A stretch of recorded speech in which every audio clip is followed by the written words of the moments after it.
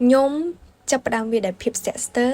ហើយបញ្ចប់ទៅវិញដោយការជ្រើសរើសនៅក្នុងវីដេអូនេះដែរខ្ញុំនឹងនិយាយអំពី selection process នៅក្នុងកម្មវិធី Navy User Asia គ្នាលើកទី48ឆ្នាំ2024ចឹងសួរថាតើខ្ញុំបានដឹងព័ត៌មានអំពីកម្មវិធី Navy User Asia គ្នាហ្នឹងពីណាចឹងនៅតាមប្រព័ន្ធ online ដែលអ្នកទាំងអស់គ្នាអាចតាមដានគេហទំព័រផ្លូវការរបស់ក្រសួងអប់រំយុវជននិងកីឡាអគ្គនាយកដ្ឋានយុវជនឬក៏សមាគម Navy User Asia គ្នាកម្ពុជាដែលពួកគាត់នឹងធ្វើការផុសអំពីព័ត៌មានទាក់ទងទៅនឹងកម្មវិធីនៅពេលណាដែលគេបើក application សម្រាប់ការដាក់ពាក្យនៅក្នុងកម្មវិធី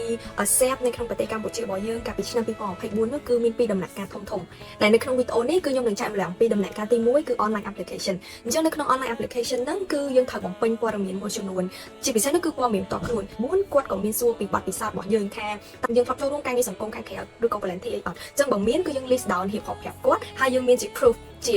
certificate ជាឯកសារអីផ្សេងៗទៀតដែលបញ្ជាក់ថាយើងពិតជាធ្លាប់បានចូលរួមការងារសង្គមបានហើយចំណុចមួយទៀតនោះគឺជា achievement របស់យើងមានន័យថាតើយើងធ្លាប់ប្រកួតកម្មវិធីខាងក្រៅអត់យើងធ្លាប់ចូលរួមកម្មវិធីអីផ្សេងទៀតអត់អញ្ចឹងវាសុទ្ធតែជាឯកសារដែលសំខាន់ដែលបញ្ជាក់អំពីខ្លួនយើង online application សម្រាប់បេក្ខជនរបស់យើងទៅសេ essay ចំនួន3ចេញពីបទពិសោធន៍របស់ខ្ញុំជាពិសេសគឺបទពិសោធន៍នៅក្នុងការទៅសេដាក់ពាក្យនៅក្នុងកម្មវិធីស្រាប់ផងដែរទីមួយនោះគឺមិនថា essay ហ្នឹងសំណួរហ្នឹងជាប្រភេទអីឲ្យយើងហៀបហបពីអីក៏ដោយត្រូវមានភាពជាខ្លួនឯងគឺទៅសេវាចេញពីចិត្តមកអញ្ចឹងគេពេលដែលគេអានទៅគឺគេនឹងជឿជាក់លើយើងហ្មងអ្នកនរគ្នាសម័យថាគេអត់ដែរស្គាល់យើងទេប៉ុន្តែគេគ្រាន់តែអានទៅលើ application របស់យើងអានទៅលើ CV របស់យើងតើយើងត្រូវធ្វើយ៉ាងណាឲ្យគេជឿជាក់លើយើងដើម្បីជ្រើសរើសយកយើងធ្វើជា